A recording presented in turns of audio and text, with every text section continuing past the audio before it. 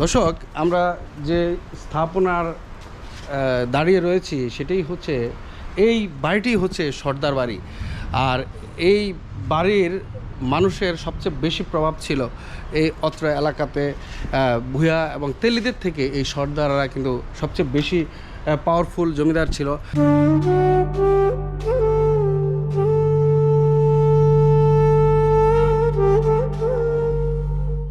নারায়ণগঞ্জের ঐতিহাসিক ভূঁইয়া জমিদার বাড়ি ঘুরে এবার আমরা ছুটে চলেছি গোপালদির আরও দুটি ঐতিহ্যবাহী স্থাপনার দিকে, সর্দার জমিদার বাড়ি ও তেলি জমিদার বাড়ি।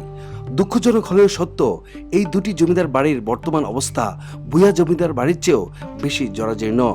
বছরের পর বছর অযত্ন, অবহেলা এবং সংরক্ষণের অভাবে ইতিহাসের এই অমূল্য নিদর্শনগুলো ধীরে ধীরে বিলীন হয়ে যাচ্ছে।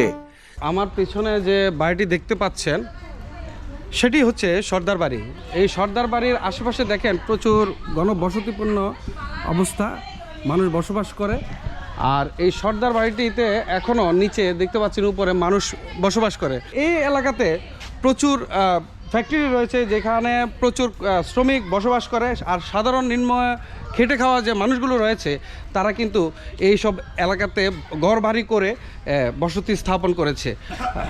দেখতে পাচ্ছেন যে এইখানে সম্পূর্ণ এই যে ভিতরে নান্দনিক ডিজাইনের এই সর্দার বাড়ি, এখানে ভিতরে মানুষ বসবাস করতেছে।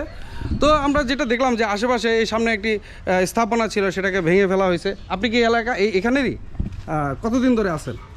আমার জন্ম এখানে জন্ম। তো এই যে আপনাদের আশেপাশে যে প্রাচীন স্থাপনাগুলো রয়েছে, আগে তো এমন ছিল না। না, তো এই যে এখন কেন এই অবস্থা, কেন জীর্ণ শীর্ণ, এই যে পরিবেশগতভাবে এই কাঠামোগত এত পরিবর্তন কেন? এই যে যে বাড়িটা জমিদার ফালাইতে চলে গেছে। আপনি যখন ছোট ছিলেন তখন কি এটাকে পরিত্যক্ত অবস্থায় ছিল? আসলে তখন আপনি কোথায় ছিলেন? এখন আমি এখন মনে করেন প্রায় 5 বছর। 5 বছর।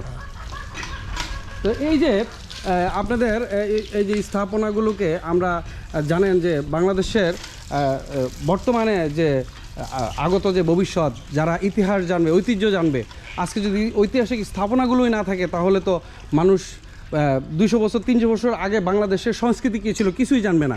তো আপনি এই যে আমি আসার পথে দেখলাম যে শত বছরের পুরনো স্থাপনাটাকে ভেঙে মাটির সাথে মিশিয়ে দেওয়া হয়েছে। এটা কি ওনার কি নিজস্ব স্থানীয় জায়গা যে ভাঙছে? যে ভাঙছে সেইটা নিজস্ব জায়গা, নিজস্ব বিক্রি করে আছে, বিক্রি করে ফেলছে। বিক্রি করে যে জমিদার ছিল সেই বিক্রি করে আছে, সেই আরেকগুলো ভাঙে গেছে।